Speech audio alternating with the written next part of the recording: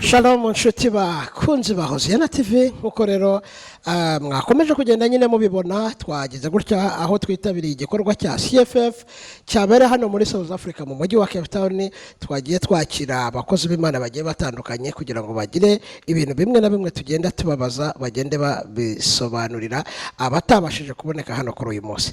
Tugeze rero umugisha wo kubona umukozi w'Imana mu pasiteri ukunzwe cyane hirya no hino ku isi kubwo gukorera Imana. Muraho neza? Muraho cyane. Yes, ashimwe pastor. Yes, ahimbaza. Amen, amen. Turabashuje mu izina rya Yesu. Hallelujah, Imana bahumugisha hamwe natwe. Hari abantu basanzwe babakurikirana hirya no hino, ariko hari abantu wenda baba batibuka amazina yanyu n'umurimo w'Imana mukora. Ngira ngo wenda mushobora kongera kubabwira kugira ngo mbere yuko dutangira ikiganiro. Murakoze cyane, nitwa Pasiteri Muhimpundu Catherine Mwesige. Nkaba ndi umubyeyi, ndubatse, twahawe umugisha w'abana 4, nubakanye n'umugabo mwiza cyane witwa Daniel Mwesige. Tukaba tucumbitse muri iki gihugu cya Afrika y'Epfo muri Johannesburg. Nkaba part being umushumba, ndi rwiyemezamirimo n'iyindi mirimo myinshi y'Imana nkora. Nkaba mfite na organization y'abagore b'abayobozi yitwa Destiny Connectors. God bless you. Thank you.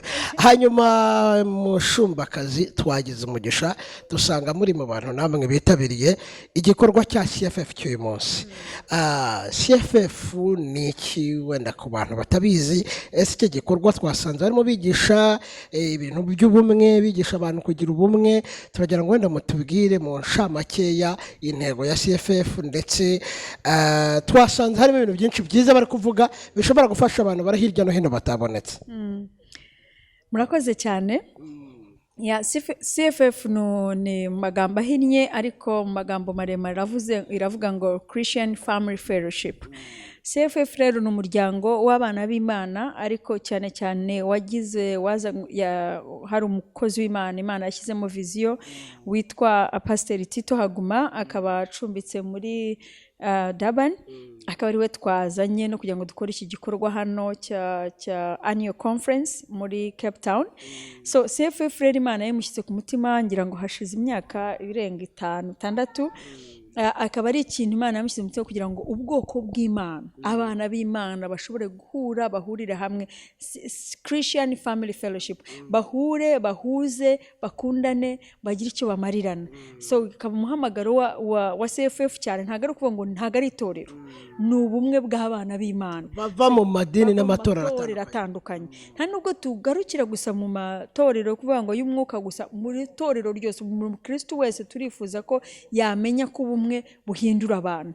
So rero niyo CFF ikaba imaze gushika mu bihugu birenga 35. Yatangiye iri muri South Africa, ijya mu Rwanda, ijya Burundi, ijya Kongo, ijya hatandukanye. None turi no mu mahanga, turi global, turi ahantu henshi hatandukanye, kandi intego yacu ni ukwigisha ubumwe n'akamaro k'itorero muri society turimo. Turashaka kugira ngo turasenga, tukasaba Imana. Ibyo ni ibintu bifasha umwuka gusa, ariko tukaririmba, tukagira na emotion, ariko ntago ari aho ngaho tugomba kugarukiriza. Ese muri iki gihe dutegereje umwami Yesu twakora iki kugira ngo tugume dutegereje umwami Yesu ariko n'umubiri wacu ufite akamaro? So ntago rero dukora gusa ku mwuka, dukora physically, dukora spiritually, emotionally and physically. Unyibukije akantu twebwe wenda mu kubyiruka kwacu baratubwiraga ngo Yesu araje, ngari ku irembo, ndinze ngana n'inka ataraza. Umugani ni iki wenda ushobora kubwira abantu ko ni namwe wenda mwigishije inyigisho y'uyu munsi mu bikomoza, wenda munatubwire mu ncamake ese ubumwe ni iki? What is a unity? Yes. Noneho kugira ngo abantu babashe gusobanukirwa neza, noneho munatubwire mu ncamake ese mu gihe umuntu yaba ategereje Yesu baratubwira ngo araje, ariko se mu gihe ataraza muhadusobanurire kugira ngo abakristo bave mu rujijo. Okay, murakoze cyane. Nigishije kuri teme ivuga ngo the role of the unity and the role of the church in the community. Bivuga ngo ubumwe n'akamaro k'itorero muri community.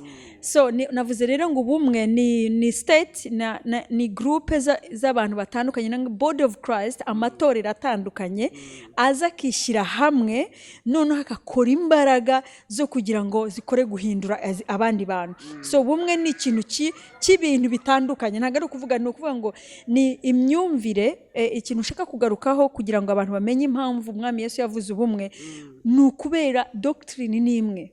Icyo tuvuga hose mu matorero tuba tuvuga umwami Yesu no gukiza no kwakira agakiza, ariko discipline zigatandukana. Nk'uko twese twubatse ingo, umugabo n'umugore, ntabwo urugo rwanjye rwubatswe nk'urugo rwa Eric, ariko jyewe na Eric turajya mu ijuru. So discipline yo mu rugo rwawe n'irwanjye ntabwo yadutandukanye, ahubwo iyo turayihuza ikaduha imbaraga zo kubaka ingo zindi. Niko rero n'itorero ry'Imana rigomba kugira imbaraga. Ufite wigisha abantu hariya, niba ufite umuhamagaro wo gukiza indwara, undi afite umuhamagaro wo guhanura, undi afite umuhamagaro wo kwigisha agacukumbura ijambo, undi afite umuhamagaro wo kuvuga ubutumwa, twese duhurize hamwe twubahane mu mbaraga, hama dusunikane n'ubwoko bw'Imana ahantu hatandukanye, impano zacu zikoreshe hamwe.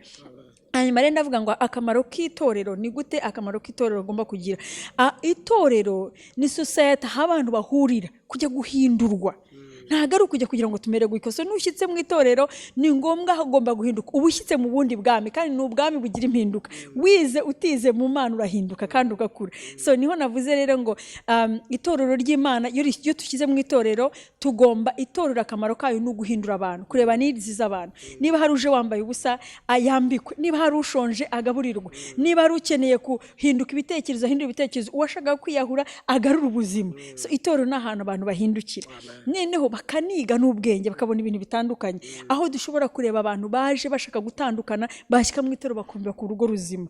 Aho urubyiruko rugomba kumenya ko rugomba guhinduka mu buzima rwabo, bakagira aho bashobora kuva bumva ko batari ntacyo bamaze bazimarira, bakigishwa ko bazagira akamaro bitajyanye n'umuryango. Niba utari ufite umuryango, niba ufite ugukunda, ariko ugiye mu Mana ubonye umuryango munini.